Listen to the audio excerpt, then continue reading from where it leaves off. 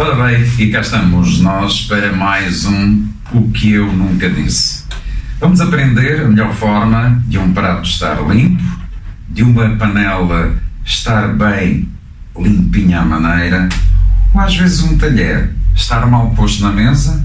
Pensa que é isso que vai aprender? Não vai. Vai saber tudo acerca do meu convidado Álvaro Santos. Álvaro, muito obrigado por teres aceito este convite a estar connosco, apesar de já conheceres esta casa muito bem, mas se calhar nunca tiveste uma receita destas. Não desta parte. Ora, aí é que está.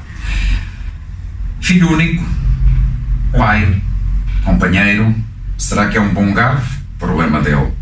Mas vou começar pela tua infância. Álvaro, sentes filho único? Como é que foi a tua infância? A minha infância... O bebê, o filhinho do papai e da mamãe? Sim, claro, é inevitável dizer que não, claro que fui, claro que fui mimado QB, atenção, e mimado QB, hoje em dia, na altura não achava graça, mas hoje em dia dou graças a Deus à educação que os meus pais me deram e a forma como me deram. Rígida em algumas coisas, muito tolerante noutras, demasiado tolerante noutras, e tive uma infância muito feliz, em que aprendi muitas regras, ajudou-me também o convívio com os meus avós em Lisboa, que na altura, né, eu já sou velho, na altura ir a Lisboa era quase um evento, não é? Eram não sei quantas horas para apanhar o barco até Cacilhas e depois apanhar o autocarro, desculpa, até Cacilhas e depois o barco, aquelas coisas todas. Ir a Lisboa era, não é como agora, 20 minutos e estou lá. Na minha avó, portanto, a mãe do meu pai, tínhamos uma educação muito seleta, muito rígida, muito senhoril, se queres pôr assim, e dou graças a Deus por isso. Álvaro, os teus pais não são de Setúbal, curiosamente, não, e tu nem nasceste tão pouco aqui perto. Nada. Portanto, eu tenho muito o hábito de dizer o filho de Setúbal, sou filho de Setúbal por adoção, estou cá há 53 anos praticamente. A minha mãe é de Passos de Brandão, o meu pai de Lisboa. E tu vais nascer no Porto? No Porto. Porquê? Calhou. O meu pai era inspetor do Ministério do Trabalho na altura e portanto os inspetores do Ministério do Trabalho na altura não trabalhavam só no sítio, eles eram colocados ao exemplo dos professores hoje em dia e por aí fora, iam muito por várias terras. E o meu pai foi colocado no Porto, a minha mãe conheceu o meu pai em Lisboa e foram para o Porto e pronto, olha, o ambiente lá era bom e fizeram lá. E depois vieram para Setúbal então? Sim, logo imediatamente, que entretanto o meu pai foi colocado cá. No entanto, curiosamente... em Setúbal e portanto viemos para Setúbal, nós viemos para Setúbal por causa do meu pai. O culpado disto tudo é o meu pai. Porque o teu pai era bastante conhecido na cidade. Bastante conhecido. A tua adolescência já foi na cidade? Já, completamente. Aliás, eu fiz a primária, fiz tudo já cá, não é? O que é que já pensavas fazer na tua vida? Ou seja, há sempre uma tendência, quando se estuda, ter uma ideia do que se poderia vir a ser. Eu gostava muito de design e ainda hoje gosto muito e trabalhei muitos anos com o design. Na altura não se dizia design, era desenho. Era design, eu trabalhei muito com isso e com moda. Portanto, eu aos 16 anos fui modelo, convidaram-me, eu fui cortar o cabelo numa cabeleireira na altura ali no Monte Belo, que era a Marisa, uma holandesa que lá estava, e tu tens altura, tens uma cara baroca e não sei o quê e tal, naquela altura tinha, e fui e arranquei com isso e era aí que eu trabalhei durante bastantes anos na moda. E na minha cabeça era isso que eu queria fazer, era moda, desenho, portanto era por aí, nunca foi a cozinha nunca foi opção nessa altura, gostava muito de cozinhar, herdei isso dos meus pais, a minha mãe é uma cozinheira 1000 vezes melhor do que eu, é uma cozinheira fantástica, apesar de não ser profissão. Despertava-te a atenção, nesse caso, a tua mãe ao fazer comer. Exato. E vês a forma como tanto era. A minha mãe como o meu pai cozinhava muito bem também. E tínhamos muito o culto, e é uma coisa que eu agradeço muito aos meus pais, do irmos experimentar restaurantes novos. Nós na altura não tínhamos carro, chegávamos a ir de comboio e de autocarro e por aí fora para ir a um restaurante. Isso foi uma bagagem que eu fui adquirindo sem saber que me iria servir para o resto da vida, não é? Álvaro, se começámos a nossa conversa, dizemos que o filho único, que havia uma educação não rígida, mas uma coisa muito aprumada para o seu filho Álvaro Santos. Como é que eles te viram na moda? Os meus pais nunca me proibiram de fazer isto ou aquilo ou outro, a nível de opções do que quer que fosse. Na moda era assim, bem, o gajo é meio maluco mesmo, e a moda porque eu sempre fui assim, e tu conheces-me, sabes que eu sou aquele gajo que estou sempre a dizer piadas, eu sempre fui assim, então eles muito pouca coisa estranhavam, a verdade é essa.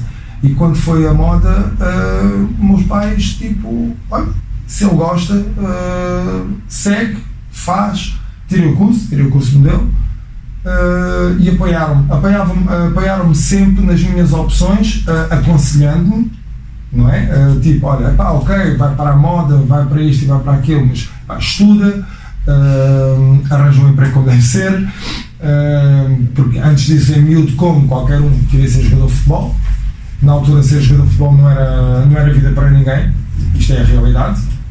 Ainda hoje é por muito pouco, as pessoas a ver, o jogador de futebol, não, a vida de futebolista é só nos grandes clubes, é que é para um futuro, vamos ser muito honestos, ou pelo menos é a minha ideia.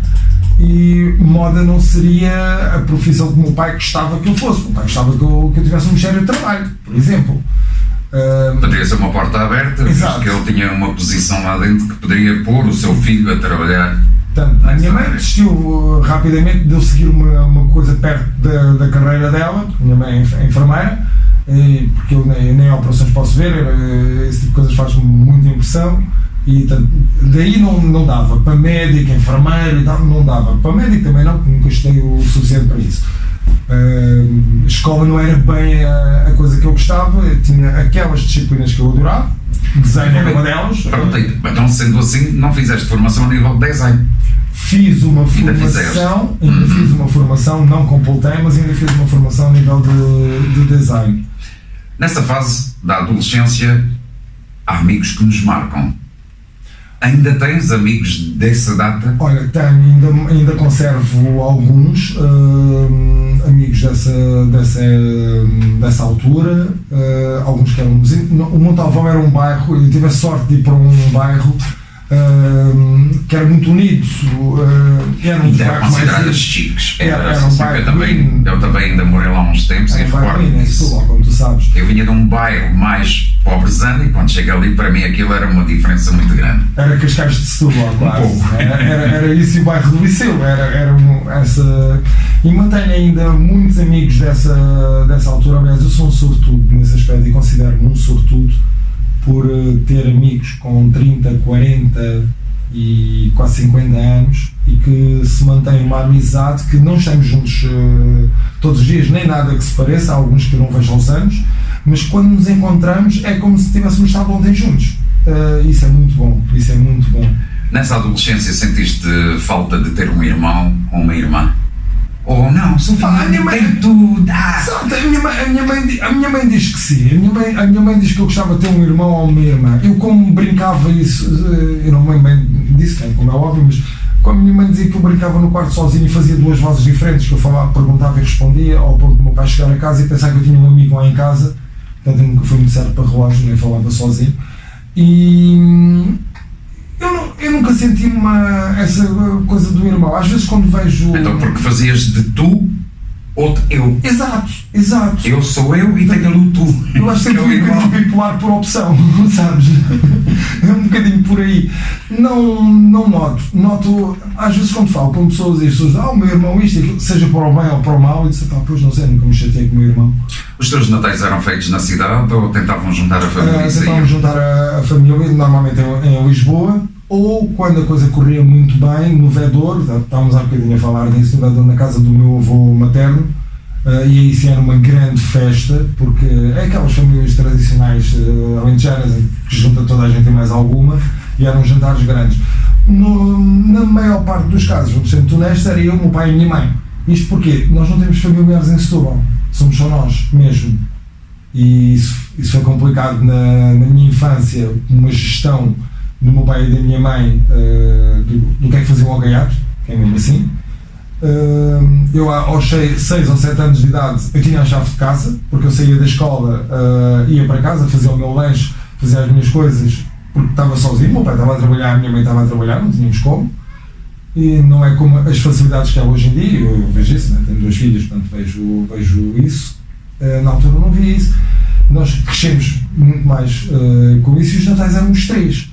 Tanto que, por exemplo, aquela história do Pai Natal, eu muito cedo descobriste que não existia. Descobri que não existia, e vou ser honesto, não me fez falta nenhuma. Também parecia tudo. Exato. A coisa sempre, ainda hoje, eu noto, às vezes até com as minhas filhas e com tudo, e eu levo um bocadinho dessa educação. Eu não tenho muito aquela coisa de fazer a surpresa com as minhas filhas do que é que o Pai Natal possa te trazer, não? Exato. Ao princípio sim, mas depois, filho, o que é que tu queres? Uma coisa direta. Eu ia com o meu pai às compras para a minha prenda de anos. Eu ia com os meus pais, eu estou a dizer o meu pai, os meus pais. Ia às compras para o Natal. Vamos comprar a prenda de Natal do puto. Olha, o que é que tu queres? Quero uma bola da minha casa, quero não sei o quê, quero não sei o quê, e depois logo se vê o que é que se podia ou não se podia, atenção. Nunca fomos ricos, ainda hoje não sou, e a minha mãe felizmente está bem, pronto, porque está bem de saúde e está bem financeiramente, porque também fartou-se trabalhar para isso, que é a realidade. Nunca fomos pobres, ou eu nunca passei necessidades, mas, por exemplo, posso dizer, não que eu me recorde, mas para ouvir os meus pais falarem, os meus pais muitas das vezes deixaram de comer isto aqui ou outro para poder dar de comer a mim. Isto ao início de virem para cá foi complicado o processo, a minha mãe não trabalhava ainda na altura, e na função pública não se ganhava assim tanto como isso tudo. Esses valores que aprendeste na tua família, o juntar ou não juntar a família toda, passaste para as tuas filhas? Tentei ao máximo passar isso, e tento ainda, não é? Portanto, eu tenho uma com 19, uma com 8, a de 8 ainda estou a tentar passar, a 19, pronto, já tem a cabeça feita, vamos pôr assim, mas de qualquer forma tento sempre certos valores, e ainda por cima numa sociedade como estamos hoje, em que há um facilitismo, há um deixa-andar, acho que cada vez mais, e hoje é muito importante passar valores. Alguém tem que passar valores a esta nova geração. Passaste pela moda, estudaste um pouco ainda desenho. Trabalhei muito em desenho, ainda muitos anos. E antes de aparecer a comida, houve algo mais que tentaste? Ou aparece-te assim do nada? Eu fiz tudo. Eu vendia almofadas na rua em Lisboa, por exemplo, aquelas almofadas ergonómicas na altura estavam na moda. Eu vendia isso na rua. Eu vendi semanas de férias, eu vendi timesharing. Eu trabalhei na Macro, eu fui inaugurar a Macro aqui de Palmela. Ainda hoje tenho grandes amigos na Macro. Lá estamos a falar de amigos com 30 anos, e ainda hoje somos muito amigos. Eu tirei o curso de barman, que eu trabalhei em bares aqui em Setúbal, no Catos, com o Marreiros, com o Jolica, com o Tosé Ferro, os 3 já falecidos, e tirei o curso com eles. Eu fiz de tudo um pouco, à procura do que é que eu queria. Acho que é um bocadinho por aí. E como é que te bateu a história do tacho, da panela, do prato? Vou ser muito honesto, eu costumo dizer isto em tom de graça, mas é a realidade. Portanto, eu aprendi com os meus pais realmente o gosto pela cozinha, e depressa apercebi-me na adolescência, que era a melhor forma de entrar em casa das miúdas, era saber cozinhar. Toma, tem barulho, já percebi tudo. Porque, portanto, era sempre difícil entrar, e elas convidavam para ir lá cá, mas tens é que fazer o jantar. Mas isso perdias tempo com o jantar, faltava tempo? Ganhava depois. Nunca me perdi nesse aspecto, graças a Deus. E foi um bocadinho por aí, quando as pessoas dizem, chefe, como é que começaste a cozinhar para engatar gajas? Mas digo isto na brincadeira, mas foi um bocadinho por aí, e isso aguçou-me o aspecto das pessoas apreciarem a minha comida. Eu no fundo, eu não estava ali para engatar miúdas. Eu estava a ver o feedback daquilo que fazias, e gostavam daquilo que fazias. Exato, e foi um bocadinho por aí que isso aconteceu. Mas a fazer daquilo que eu já noto. Vai soar muito mal, mas foi após o divórcio. Vai soar muito mal, mas é verdade. Mas é a realidade. Foi quando eu me divorciei, a sério, que eu disse, fazer. Não me perguntes porquê, achei bom, foi uma casa, isto surgiu assim um bocadinho à toa, a casa é o edifício do Coral Luisatório, eu estava com um grande amigo meu, Sobral, e disse, olha lá Sobral, se a gente abrisse ali em cima um lounge, porque era aquela cena que ainda não havia em Setúbal, e eu sempre tive esperança, ainda tenho 54 anos, ainda não perdi a esperança de Setúbal aceitar as modernizes, e portanto eu tenho de trazer os modernizes para Setúbal, depois pronto, vai passando os anos, eu quando tiver 80 anos, acho que é o ideal para se pôr a gostar a fazer pratos.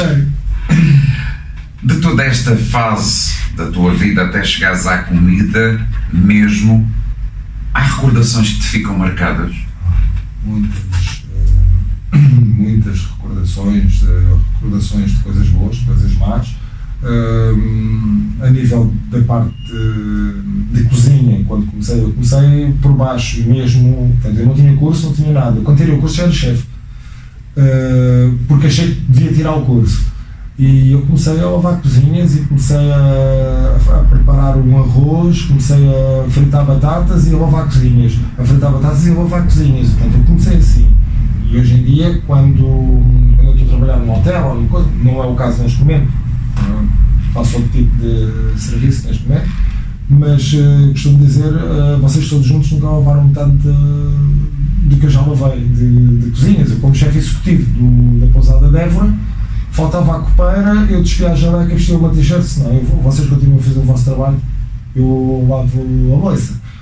O que é que eu aprendi? Eu costumo dizer, eu aprendi com todos os chefes com que trabalhei, tive a sorte de trabalhar com muito bons chefes, e outros nem por isso, e com todos aprendi, com uns o que queria ser, com outros o que eu nunca queria fazer, mas com todos aprendi. Portanto, havia o bom e o mau, mesmo com chefes? Mesmo com chefes é com tudo na vida, mesmo com amigos, conhecidos. Eu costumo dizer, eu tenho uma forma muito minha de ver as coisas, é o mundo do Peter Pan, não é? É o meu mundo, mas eu com toda a gente aprendo, com uns o que quero fazer e com outros o que eu vou tentar nunca fazer nem nunca ser. Tento levar a filosofia da minha vida. Alguma vez erraste a fazer um prato?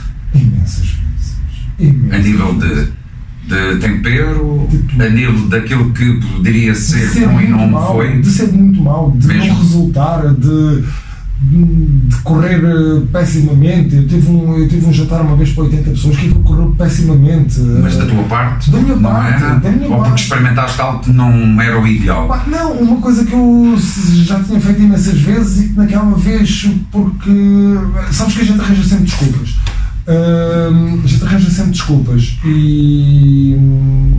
Mas a gente arranja desculpas para a nossa incompetência naquele dia.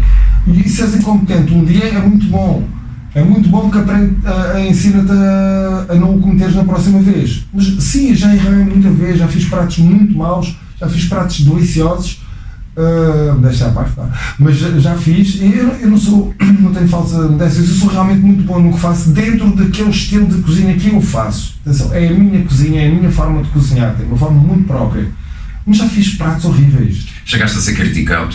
N vezes. Daquele tipo, vamos arrasá-lo, que ele pensa que é chefe e não é chefe. Exato. Olha, aprendi muito com o João Moço nesse aspecto. João Moço ensinou-me alguma coisa na vida. Eu, quando recebia uma crítica menos boa, entrava em pânico. Não tinha muita experiência ainda e entrava em pânico. E ele dizia-me, não respondas sequer. Nem respondas. Porque o que as pessoas querem é dar importância e tu estás-lhe a dar essa importância que eles não merecem. Deixa estar. Faz-me melhor para a próxima. E isso lá está um amigo, há muitos anos, como tu sabes, e com quem eu tenho aprendido, o que é difícil, aprender com ele alguma coisa, mas com ele tenho aprendido muito nesse aspecto. Eu vou comentar. Nesse aspecto, da forma de. Porque também é uma pessoa com uma forma de ser muito, muito própria, e tenho aprendido muito com ele nisso. Com Álvaro das unhas. Claro, sempre. Eu no dia que eu deixar de sonhar morro, no dia que eu deixar de sonhar eu paro, no dia que eu deixar de sonhar não arrisco, e no dia que eu deixar de arriscar eu não cozinho. Portanto, no dia que eu não cozinhar eu não vivo. Então, qual foi a tua maior alegria? Isso é sempre muito difícil. Porque há várias alegrias misturadas, não é? Mas obviamente, a minha primeira filha, porque não é que seja a preferida, eu não tenho filhas preferidas e quando eu digo, sempre um filho preferido, não. Há filhos que nós nos identificamos mais ou menos com gostar, pelo menos eu falo por mim, só posso falar por mim, a minha primeira filha, claro que foi. Feito a maior alegria. Foi. Eu a pensar que ele ia me dizer a minha maior alegria foi quando se divorciou, porque depois desenvolveu-se tudo. Isto é um comentário à parte. Não, isso tem que ser politicamente correto, porque eu por acaso pensei nisso. Não, estou a brincar. Felicidade. O que é que esta palavra diz?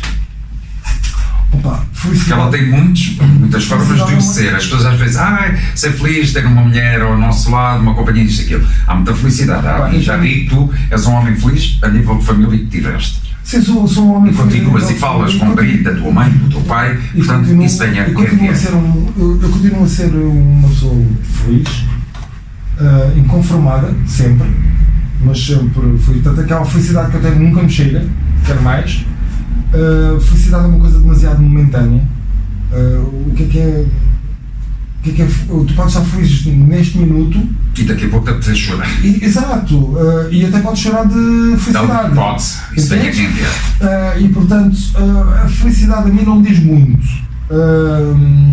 Levar uma vida feliz, por exemplo, eu neste momento estou junto novamente, não é? Sou feliz com quem estou, sou feliz com a família que eu tenho, sou feliz com a profissão que eu tenho. Sou feliz com os amigos que eu tenho, sou feliz. Agora, amanhã se calhar chega à conta da luz e já nem por isso, não é? Acho que logo uma grande tristeza. Exato. Mas se tivesse às escolhas também era triste. Quer dizer, pronto, nós antes, eu quando era miúdo, costuma-se dizer, não é? Quando era miúdo chorava quando apagavam as luzes, hoje em dia choro quando me aparece a conta da luz, não é? E isso é felicidade. É isso, é muito diferente. Álvaro, sentes uma pessoa que te dedicaste à comida e que vês muitas vezes algo que está mal feito e queres repreender, mas às vezes não vale a pena, deixa passar. Tu és um bom garfo. Sou. Dás valor a uma comida bem temperada, uma comida que te saiba bem. Seja um prato entulhado, mas que tenha sabor, como também aquele prato pequenino, mas que enche a barriga na mesma. E tenho, ou penso pelo menos que tenho, uma capacidade que é, eu quando chego a um restaurante, para comer, ok? Eu não sou o chefe Álvaro Santos, não sou o cozinheiro Álvaro Santos, eu sou o Álvaro Santos, o cliente. Tenho a bagagem da cozinha, obviamente, e então dou as devidas ressalvas de, há dias que correm menos mal, há dias que correm menos bem, aliás, há atrasos, há isto, aconteceu isto, aconteceu, não. A nossa comida demorou imenso tempo, espera lá, tu pediste um arroz de marisco, eu pedi um bife, o meu bife foi ao mesmo tempo que o teu arroz de marisco, portanto eu tive que esperar uma hora para o teu arroz. Dou essa coisa, não sou muito crítico, tento não ser muito crítico nos restaurantes, mas por outro lado... Mas feitamente vais poder estar melhor. Claro. Isto podia ter levado algo mais. Mas sou o primeiro quando eu acho que há pratos que não vale a pena. Não quero saber disso. Eu estive há tempos num restaurante com a Thaís em que eu devolvi a comida toda. E posso dizer que foi a primeira vez na minha vida que isso aconteceu. A comida estava péssima, uma coisa surreal. Uma coisa surreal. É um restaurante que eu nunca mais vou e era um daqueles restaurantes em que eu fui devido à minha infância.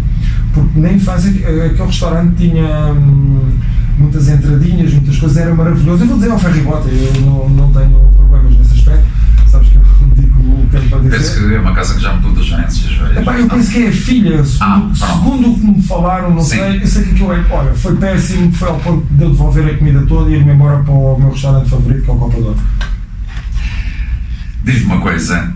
Olha, eu quero desconto nos restaurantes, eu farto aqui fazer publicidade. Isto é problema teu. Eu é que tenho de cobrar porque estás a fazer publicidade. Não, eles são família. Mas não temos problema. O Márcio e o Paulinho são família.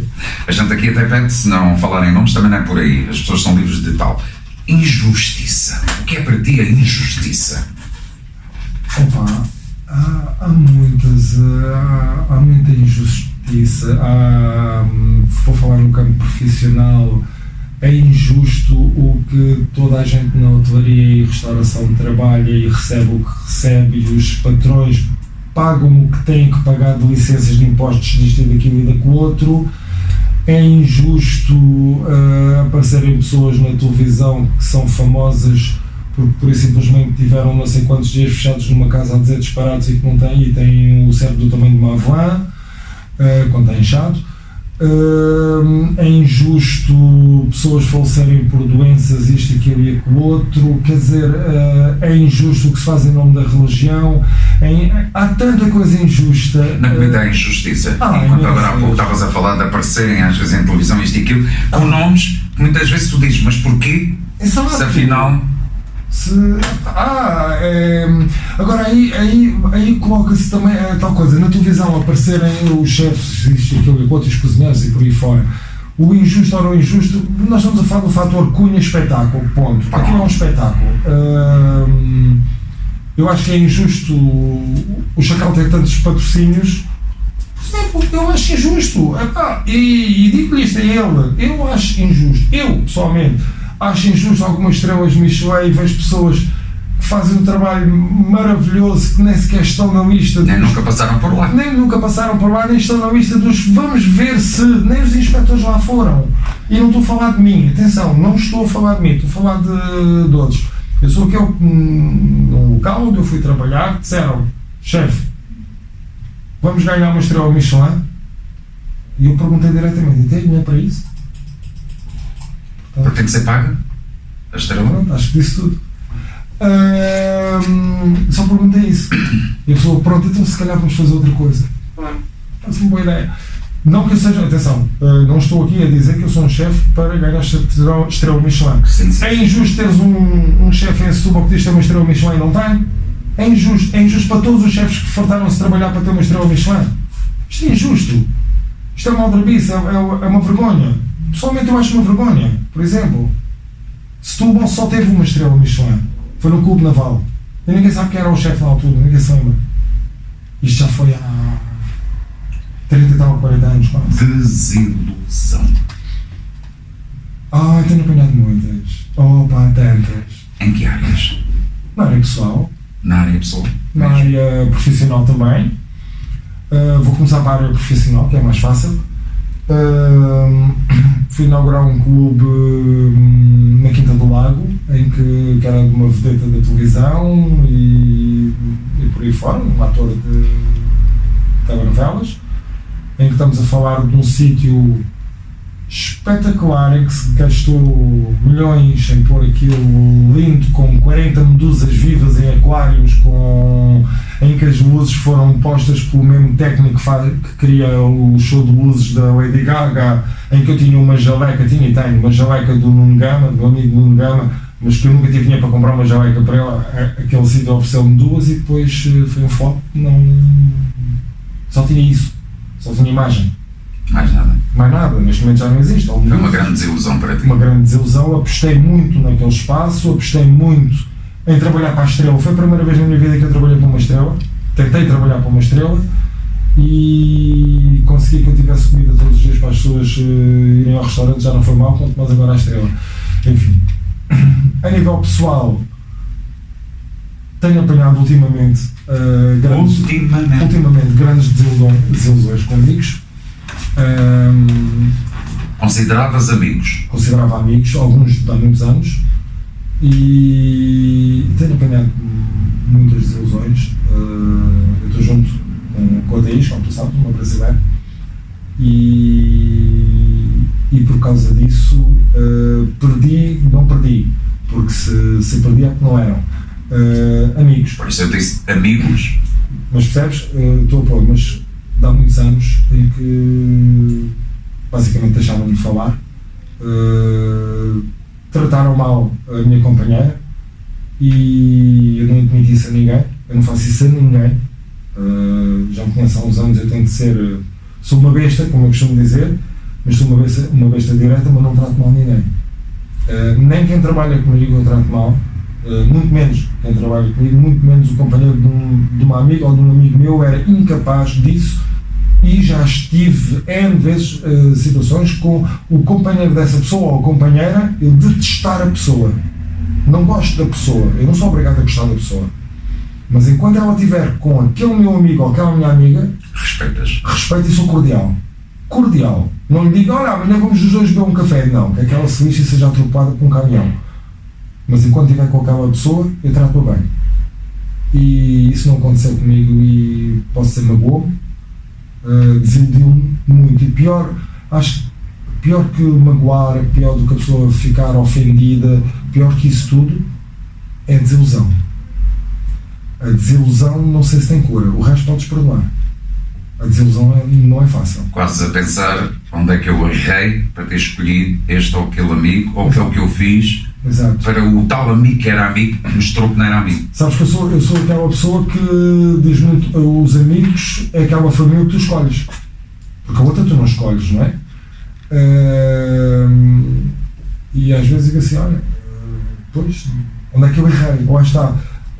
Como sou é que no fundo acho que nós é que estamos a errar, não é? Exato, como sou cozinheiro e chefe, estou habituado a se embarcar todas as culpas para mim, portanto se a equipa falha sou eu que falho. Claro, mas na vida pessoal não é bem assim. E na vida pessoal também às vezes penso, a gente estar a aceitar que somos nós. Onde é que eu falhei? Não. Onde é que eu falhei quando dou tudo por tudo para uma pessoa profissionalmente subir e estar bem e conseguir, e depois essa pessoa trai-me, essa pessoa desilude-me. Às vezes não é fácil. Quem é que te faz chorar? As minhas filhas e a minha mãe, sempre. Para a mesma coisa. É? Já te viste? Já. Aquela história de um homem não chora. Não, isso não existe. Quer dizer, eu também não posso falar muito assim, não é? Sim, nota-se que tu também és assim muito pós-chorão. Eu choro, viu? O ET. Está bem, mas não és já vi o ET 50 vezes, eu sei o que é que vai acontecer e eu choro. Quando dizes que as tuas filhas e a tua mãe te fazem chorar, choras em frente delas, sem problema de maior? Não, sem problema de maior. Evito. Porque? Porque normalmente quando choro é porque alguma coisa não está bem, e se não está bem eu acho que eu devo manter o coisa de que tudo vai correr bem, mesmo quando eu acho que não vai. Entendes? E então evito, mas já chorei à frente de família, já chorei à frente de amigos, já chorei à frente de amigos que me desiludiram depois. Um dia deixo falar com conta-coisas buscar todas as lágrimas, porque elas são minhas. E não se dão de borla. Muito. Ela sai. Custa é muito. Mas já chorei. N vezes. Álvaro, eu vou respeitar se não quiseres responder. O que é que nunca disseste e possas dizer para tanta gente que nos está a ouvir e a gente já não está ali só a olhar para a cidade, estamos a falar num país e para um mundo. Quem possa estar-nos a ouvir e dizer assim, teve coragem de... Não, o que é que nunca disseste? Não é uma... Às vezes não é coragem, às vezes é tal nó na garganta que às vezes já podia ter saído e nunca saiu, mas... Olha, e não é por dificuldade de dizer, que sabes que eu sou como os malucos, digo o que me vem à cabeça. Eu normalmente digo tudo. Então achas que não disseste tudo? Já disse tudo, excepto, e não tive essa ocasião, por motivos profissionais também, que portanto, o meu pai faleceu muito rapidamente e acho que não tive a ocasião de dizer o quanto o amava, na realidade, para ser muito honesto. Palavras para quê? Foi Álvaro Santos que esteve connosco, o que eu nunca disse. Obrigado, Álvaro. Obrigado, meu caso. Por teres aqui realmente não ter pegado nem nos tachos. Por acaso tive mesmo para trazer tachos e panelas por aqui a ver o que é que ele faria, mas eu sei que ele não iria fazer o tal barulho de tachos e panelas, mas queria realmente saber o que é que eu tinha tanto para lhe perguntar para o conhecer ainda melhor. Fico com mais conhecimentos. Curiosamente, antes de chegarmos aqui e estarmos em público, é mesmo assim porque estamos a emitir, eu tinha-te dito que já te admirava e que havia muita coisa, mas que também aprende muita coisa com aqueles que passam por aqui. Álvaro, só tenho a dizer obrigado por seres a pessoa que és. Meu querido, obrigado. Muito obrigado.